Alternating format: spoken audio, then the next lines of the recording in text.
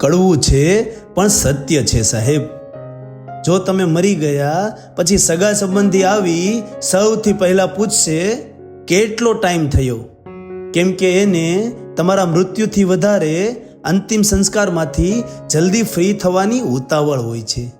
ભાઈબંધ મિત્રો થોડા દિવસ સ્ટોરી લગાવશે અને પછી એ પણ નવી મહેફિલોમાં હસતા હસતા તમને ભૂલાવી દેશે. જેને તમે દિલથી ચાહો છો એ પણ ધીરે ધીરે બીજા કોઈને પસંદ કરવા લાગશે. અને હા, ઘરવાળા સૌથી વધારે તડપશે, ભોગવશે, પણ આ સમાજની સામે મજબૂરીમાં એ પણ ધીરે ધીરે હસતા શીખી જ જશે. અરે સાચું તો એ છે કે આ દુનિયા કોઈનાય વગર નથી રોકાવાની, કોઈનાય વગર નથી રોકાવાની.